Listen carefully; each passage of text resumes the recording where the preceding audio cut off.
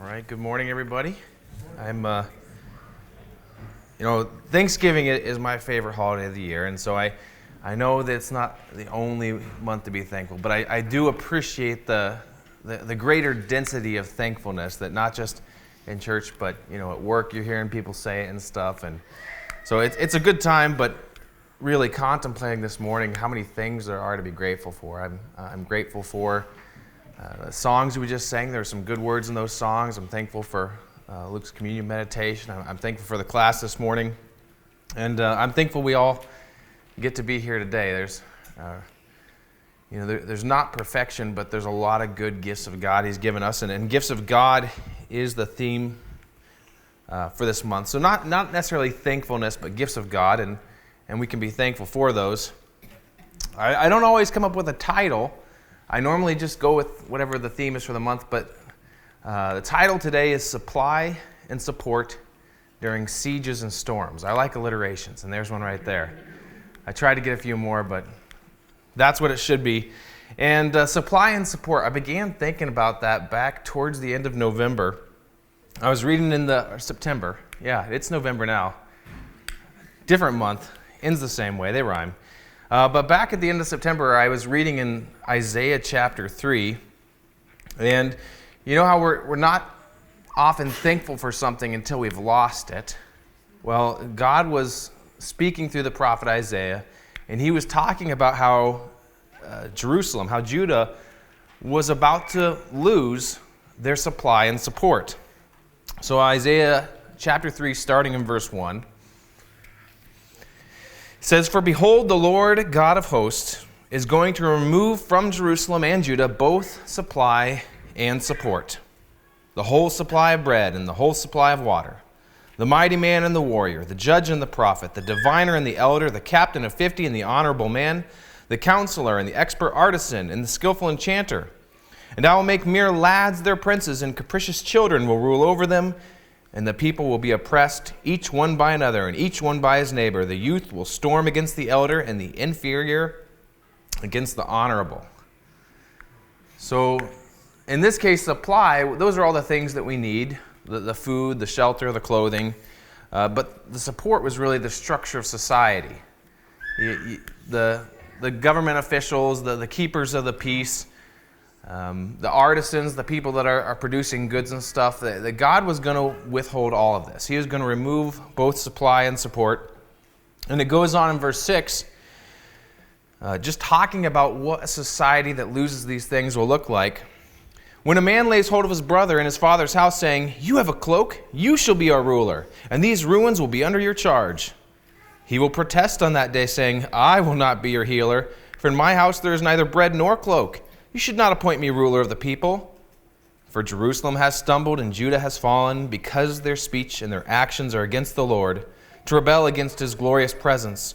The expression of their faces bears witness against them, and they display their sin like Sodom. They do not even conceal it. Woe to them, for they have brought evil on themselves.'" And this goes along with the Deuteronomist theology that Eric mentioned last week. The idea that if we're good, good things happen to us, and if we're bad, bad things happen to us. And, except you look at the nation of Israel or the nation of Judah, and they've been shown a lot of grace.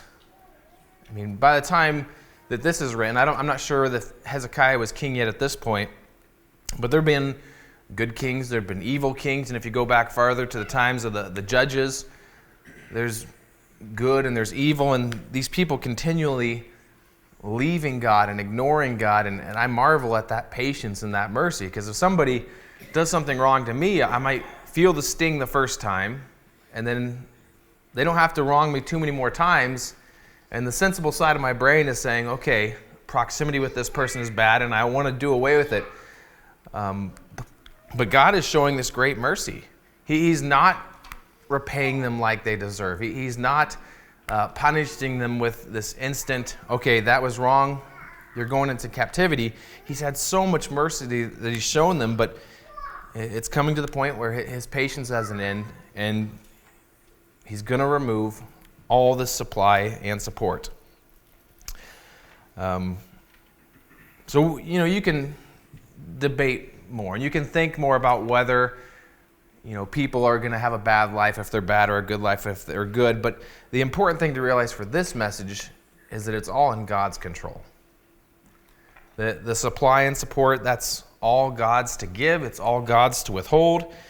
Whether you've been good or bad, He has that right. He has that authority. He has that power. He can give that structure to society. He can make things fall apart. He can provide all our needs, or He can withhold, and He can make things difficult for us. And we see this play out later in Isaiah's life. And Judah's still not yet facing their final captivity. And actually, Hezekiah is the king, and he's a pretty good king, but they're in a tough spot. Despite his reforms, they're in a tough spot. The Assyrian army has the entire city of Jerusalem under siege, and there's only so long you can put up with that. They're running out of food. The army's way beyond what they can take out, and the Assyrian king sends an ambassador, a representative, to give the terms of surrender to the people on the wall. And we see this in Isaiah chapter 36, starting in verse 13. Then Rabshakeh stood and cried with a loud voice in Judean and said, "Hear the words of the great king, the king of Assyria. Thus says the king, do not let Hezekiah deceive you, for he will not be able to deliver you, nor let Hezekiah make you trust in the Lord, saying, the Lord will surely deliver us. This city will not be given into the hand of the king of Assyria.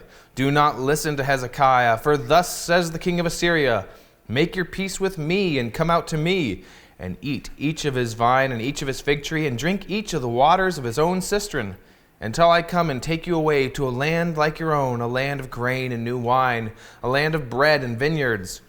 Beware that Hezekiah does not mislead you, saying, the Lord will deliver us. Has any one of the gods of the nations delivered his land from the hand of the king of Assyria?" Do you ever feel like your life is under siege?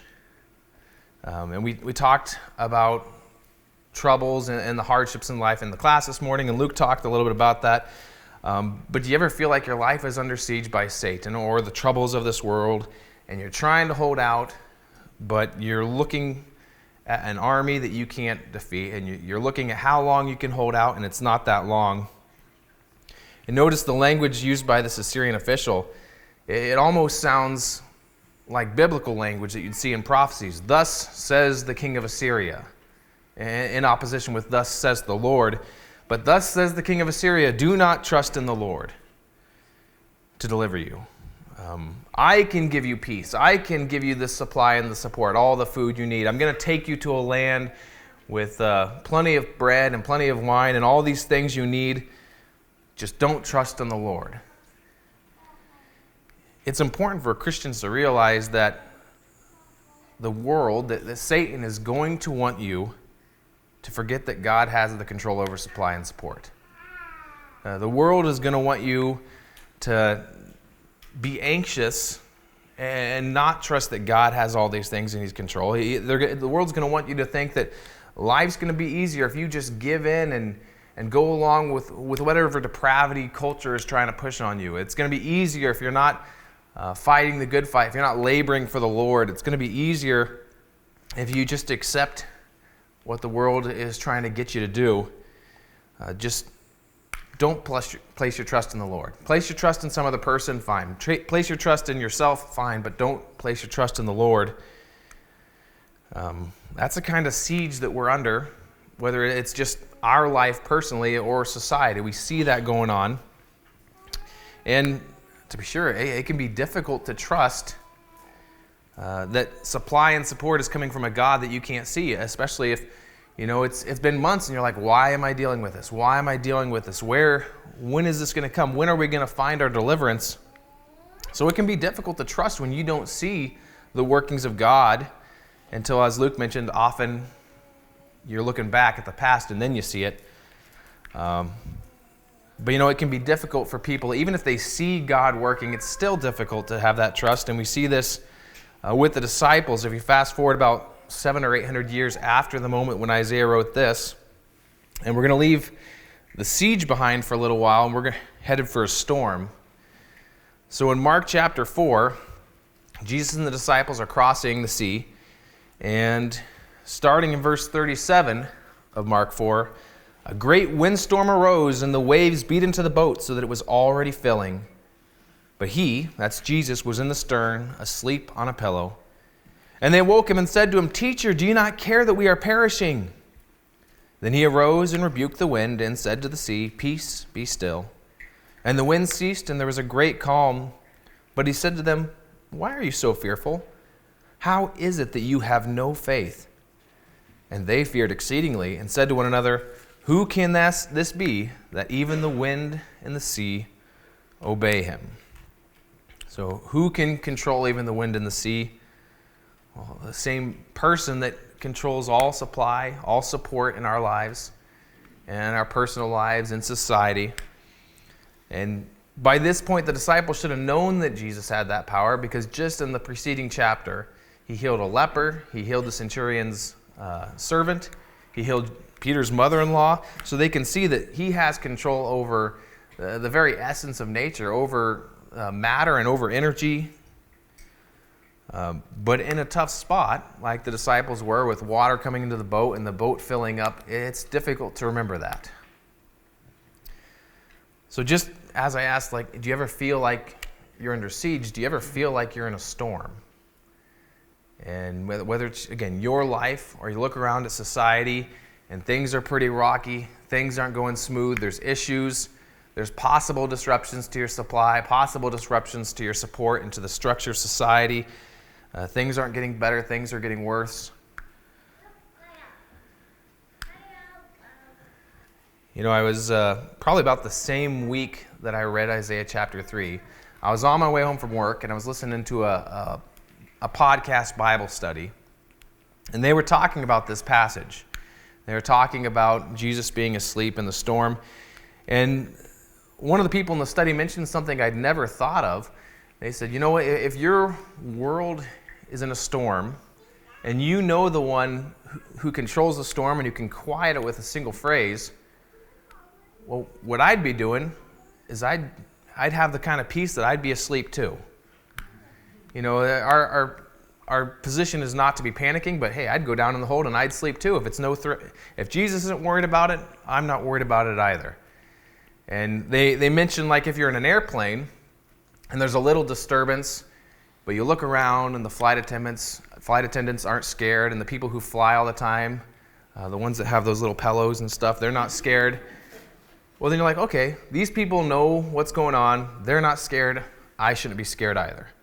But if you're looking around and the people in charge that have more experience, if they're frantic and running about, then you start to worry. And so these people in the study were saying, well, if Jesus isn't worried about it, if God's not worried about it, and he has us all under his control, should we be worried about it?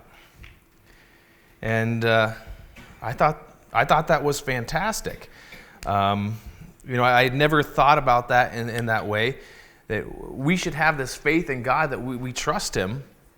And even if we don't see his working, even if we don't see how he has everything under control, that he can flip the switch on supply and support, that we have such faith that we're not concerned and that we could just lie down and rest easy. Just have the patience that, eventually Jesus will take care of the storm. Let's just take it easy for now. So I thought that was fantastic at first.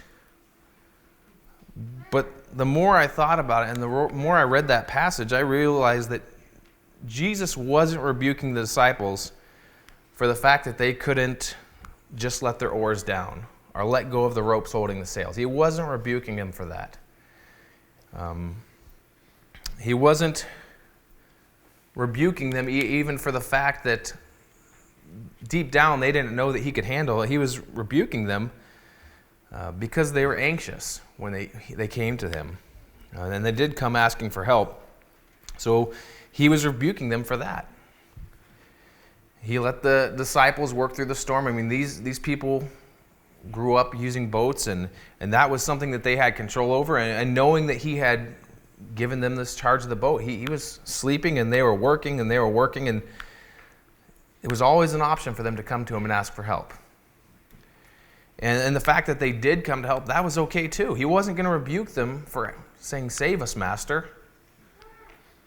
But he rebuked them because when they came to him, they had that doubt. that the anxiety almost as if, well, I don't know it. I don't know if you're going to do this, if you can do this. But it's something we talked about in the class. When we have weariness, when we have the realization that we're facing something that we can't beat on our own, the perfectly right response is to go to God with it. And God's not going to rebuke us for that. If it was a storm and we had to work all through the night, if we had to do all that work, but then come to the point where we realize we're not going to be able to beat it, then we can go to God and He can calm it in just a phrase. So if we're in the storms in society or the storms in our life and we're just worrying about everything falling apart, how are we going to make ends meet? How are we going to have a vehicle that drives? How is our supply or the support structure in society? How's that going to hold up when things look like they're going from bad to worse? I don't think that if we look around and we fail to see God intervening right now, that's not the signal for us to just lay down our oars and let go of the ropes and say, yeah, it'll be taken care of eventually. We don't have to do anything. And I can say that because if you look through the scriptures, there's countless reminders where God says, labor on, endure, fight the good fight, press on, keep with it. Yes, eventually God, He has that ultimate control over whether things work well for us or whether we do lose that supply and support. But He also gives us some jobs to do. He gives us some tasks to do in the meantime. And as we grow and become more like Christ, we're going to see those tasks. We're going to see what we should be doing. And those things don't stop even when it's rough. But we can always go to God, knowing that He controls the very elements, and we can ask for help. And I see this in Philippians chapter 1, verses 21 through 25. Paul, who's in prison at the time, and not sure whether he's going to make it, not sure whether he's going to live that much longer. He says, "For to me to live is Christ, and to die is gain. But if I am to live on in the flesh, this will mean fruitful labor for me, and I do not know which to choose. But I am hard-pressed from both directions, having the desire to depart and be with Christ, for that is very much better. Yet to remain on in the flesh is more necessary for your sake. Convinced of this, I know that I will remain and continue with you all for your progress and joy in the faith." So, Paul sees that any affliction in this world is light and momentary. I mean, any affliction. If he went through shipwreck, he went through people turning on him, he went through persecution. I mean, people tried to kill him literally many times. He was always in danger. He had all this distress worrying about the different churches and whether people would stay faithful. And yet he realized that all this affliction is just temporary. Sooner or later, it's all going to be okay. We're going to be in heaven. There's going to be this rest from God. And so even though it might have sounded appealing, we're going to win anyways. Why don't I just trust in God and lay low for that time until He finally comes and gives us the victory. But he recognized that in this life, even though God has this control, there was fruitful labor for Paul to do. So God's control didn't mean, Paul, let go, you don't have to do anything. It meant that Paul would keep doing these things knowing that he could accomplish so much and not have to worry about whether in the end it all worked out. He had that desire to depart. He had that desire to have that rest, to just lay down and take it easy knowing God was in control. But he realized that by working, by keeping with things, he could do a lot of good for a lot of people. And I guess the reason I'm preaching this theme today is I realize there's two mistakes we can make when it comes to understanding God's control over the supply and the support in our world. We can just fail to trust that He has that power or that He has that desire to help us, and then we're going to be full of anxiety. We're going to be always worrying whether things are going to work out in the end, and we're so focused when anything goes bad in our life. Or we can see it from the other way, and we can realize that God has ultimate control over everything, and then we can kind of give ourselves this freedom of responsibility where we say, okay, I guess we don't have to worry about anything. We don't have to concern ourselves. God's got this. And I want to suggest that neither one is a good option. Not if you're looking at the Scriptures. Yes, God has this ultimate control. Yes, we should trust in Him. But God also has a plan in which we do what work He's given us, even while knowing that in the end, our work's not going to be enough. It's going to be God that controls everything. And surely even in our Christian lives, we're not going to be good enough to make it into heaven. God controls that through the sacrifice of Christ. So let's return to the siege of Jerusalem. So like I said, Jerusalem was surrounded by this big army, the Assyrian army. They had already taken out so many other kingdoms.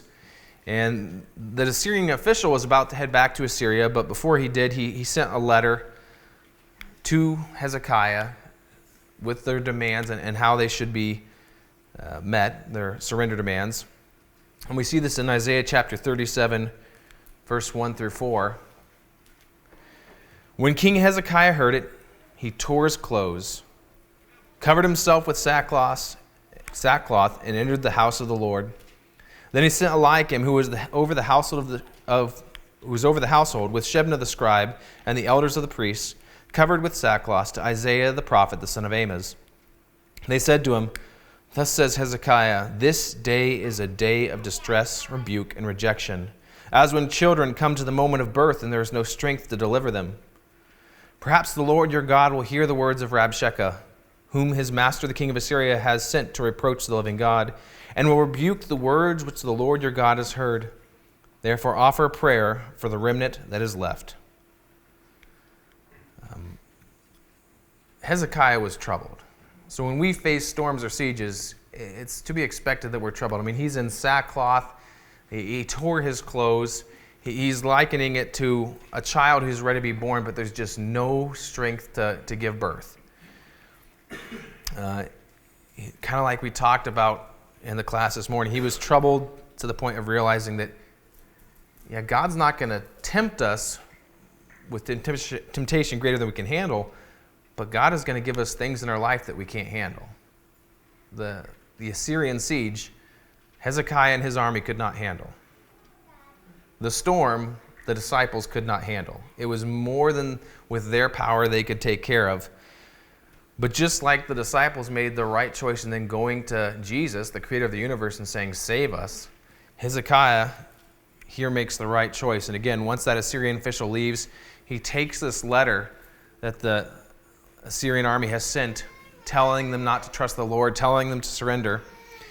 And we'll see what he does with it in chapter 37, verse 14. Then Hezekiah took the letter from the hand of the messengers and read it. And he went up to the house of the Lord and spread it out before the Lord. Hezekiah prayed to the Lord, saying, "O Lord of hosts, the God of Israel, who is enthroned above the cherubim, you are the God alone of all the kingdoms of the earth. You have made heaven and earth." And here we see him recognizing you are in control of all supply and support. You could make this go whatever way you want. "Incline your ear, O Lord, and hear. Open your eyes, O Lord, and see, and listen to all the words of Sennacherib, who sent them to reproach the living God. Truly, O Lord, the kings of Assyria have devastated all the countries and their lands, and have cast their gods into the fire. For they were not gods at all, but the work of men's hands, wood and stone. So they have destroyed them. Now, O Lord our God, deliver us from his hand, that all the kingdoms of the earth may know that you alone, Lord, are God." So he goes to God recognizing you are in control of this. This is a situation beyond our abilities. We can't take care of this. And even though he's troubled, from what we can tell, Hezekiah went with this certainty. It wasn't like he was troubled, but it wasn't like he was full of anxiety. "Oh, I don't know if God can do this." It seems like the disciples were maybe a little bit past that point. They're seeing the water enter the boat, and this might be the end. But we can see that whether we have sieges or storms in our life, God's in total control. And at least from these biblical examples, the proper step for us to take is to go to God, trusting in him in prayer. recognizing that we can't control these things, but he can control these things, that whether our needs are supplied and there's that support and that safety and that peace in society, God can withhold that, God can give that. Whether we're in a good nation or if we're in an evil nation. And, thinking about where we are at currently, the United States hasn't even been a country as long as Judah had been a country at that point. And the United States makes a lot of evil decisions. And there's a lot of depravity and people doing things that are just outright mockery of God, saying we're not going to follow you, we're not going to do what the Bible says, we're going to do what we want. But God was patient with the kingdom of Judah for a long time. God's been patient with America a lot. And so whether supply and support are withheld in our lifetime or whether it's 100 years or more from now, it doesn't mean we stop trusting God any less. It doesn't mean we stop being thankful. It doesn't mean that we stop doing the things God's given us to do. Should things get too hard for us, we still keep doing the things God has done. We still keep preaching the word, still keep loving one another, still keep reading and praying daily. But all the while going to God saying, God, we can't handle this. You can. So with the disciples in the storm, Jesus just spoke like 5 words and the storm was over. Does anyone remember what happened with the siege of Jerusalem? Verses 36 and 37 of Isaiah 37. That night, the angel of the Lord went out to the Assyrian camp and killed 185,000 Assyrian soldiers. When the surviving Assyrians woke up the next morning, they found corpses everywhere. Then King Sennacherib of Assyria broke camp and returned to his own land. He went home to his capital of Nineveh and stayed there. It's kind of interesting. You could study about this Sennacherib, and there's actually archaeological finds that they've collected of him boasting about how many lands he's taken out and of him taunting the gods of Judah and Israel and how he could take them out the way he's taken out these other gods, the false idols of the other lands. But God settled it. It was beyond the Judeans to accomplish. It wasn't beyond God. Isaiah 51, verses 12 and 13, God says, I, even I, am he who comforts you. Who are you that you fear mere mortals, human beings who are but grass, that you forget the Lord your Maker, who stretches out the heavens, who lays the foundations of the earth, that you live in constant terror every day because of the wrath of the oppressor, who is bent on destruction? For where is the wrath of the oppressor? And it's difficult to say in hard times or in good times. It's difficult to say, I'm never going to lose that trust. But as we talked about this morning, if you're in a tight spot, most of us are going to fret the way the disciples fretted. Most of us are going to have so much fear and concern if we were surrounded by an army the way the Judeans were. And so we see troubles in this life. Maybe it's the direction of society. Maybe it's just smaller struggles, making ends meet, problems with the house, problems with the car, problems with the family, and we can get torn down and overwhelmed by those also. But we keep doing our part. We keep doing what God has given us, and we keep going to Him saying, God, you created the whole universe. You can control this. I'm trusting you. And I believe, as with all things spiritual, as with all things where we're trying to be like Christ and we're trying to have that perfect attitude, it's a transformation thing that's ongoing. And none of us is perfect at it, but we get better the more we're awakened to how great God is and how much control He has and how everything really is going to be fine eternally. No hardship you've faced is going to be a speck, just like no villain or enemy like the Assyrian king is going to be any more than grass that is now all withered when we look back from eternity, if it's even worth looking back at that point. So in closing, there's 2 things I encourage us to do moving forward. And one is to read Hebrews chapter 12 and 13. I left that out of the sermon. I was going to read both those chapters, so you're welcome that I won't, but I encourage you to read those because the book of Hebrews is written to a group of Christians who were contemplating giving up. Even though the author says, you know what, you really haven't even faced as much as some of these other churches. Like you've not actually been physically persecuted to the point of shedding blood yet. And yet it was tough, and people were considering giving up. And so you read chapters 12 and 13, and in the same couple of verses that you can read things like strengthen the hands that are weak and the knees that are feeble. And there's all these admonitions to keep being hospitable, do this, watch out for this, and keep doing this work.